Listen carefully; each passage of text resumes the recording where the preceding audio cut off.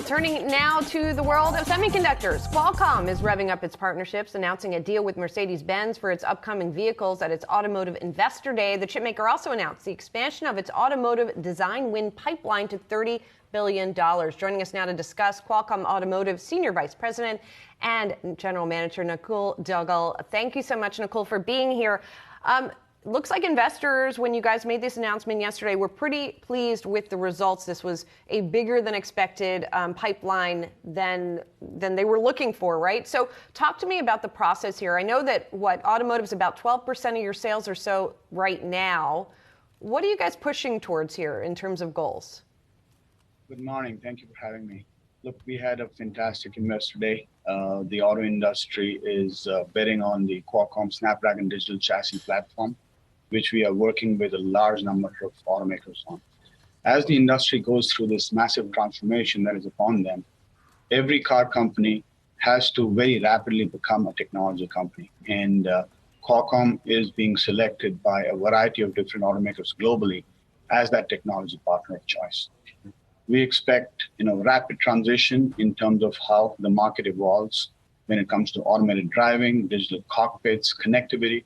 So the definition of the new car of the future is going to require this shift in technology adoption, and that's what we are driving. Is that total addressable market based on clients, customers, partners that you're already working with, or is that also in competition where you're going to seek to take on a certain extent of the market share of that total addressable market? And if you can kind of parse through some of your competitors that are also going to be really competing for that, how that really looks like and how ready you are to accelerate that too. Yeah, so we have been, consistently and patiently investing in this space. There are a few things that are absolutely evolving. One is the silicon and the software content is rapidly expanding in vehicles as every vehicle starts to become software defined. That is certainly a big accelerant in terms of the addressable market.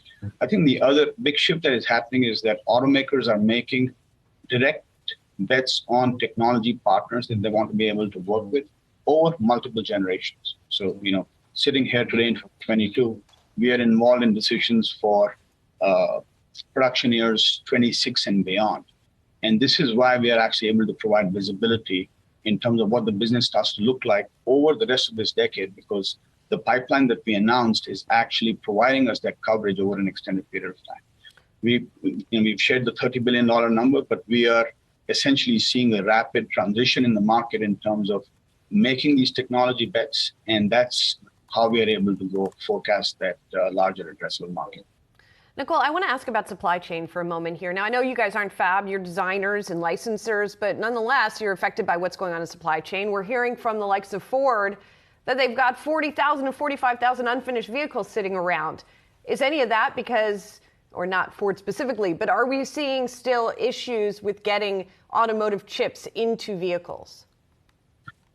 That's a good question. One thing that Qualcomm did early on, right at the beginning of the pandemic, was we prioritized automotive supply above all other verticals that we are involved in. So we wanted to make sure that none of our customers were impacted by the supply chain crisis on account of anything that Qualcomm was shipping. Now, obviously, automakers put in a variety of different semiconductors that have a various set of dependencies across a fairly complex supply chain.